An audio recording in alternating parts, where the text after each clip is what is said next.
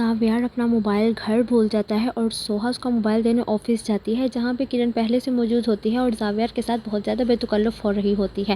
جیسے ہی سوہا دیکھتی ہے، سوہا کو دیکھ کے دونوں کے رنگ اڑ جاتے ہیں اور سوہا خود بھی حیران ہو جاتی ہے اور دونوں بالکل ایسے سیدھے کھڑے ہو جاتے ہیں جیسے کوئی بڑا گناہ کر لیا ہو اور رنگے ہاتھوں پکڑے گئے ہوں۔ سوہا کہتی ہے کہ تم دونوں ایسے کیوں پریشان ہو گئے ہو، جیسے کوئی چوری پکڑی گئی ہو۔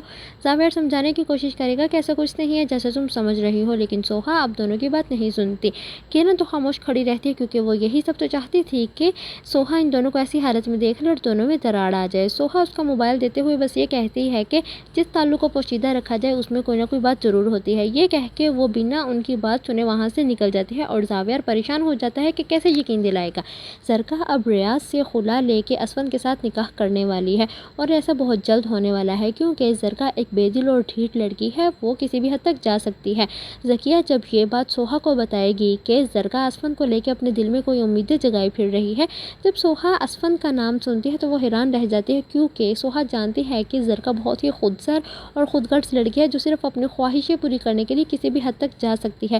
اسی لیے اب وہ زارا کا گھر اجاڑنے پہ تلی ہوئی ہے اور اسے اس سب سے کوئی فرق نہیں پڑتا کہ وہ شادی شدہ ہے یا نہیں۔ اب سوہا کو ہی کچھ کرنا پڑے گا اور وہی زارا کا گھر بچائے گی کیونکہ اسے زرکا سے تو کوئی امید نہیں ہے۔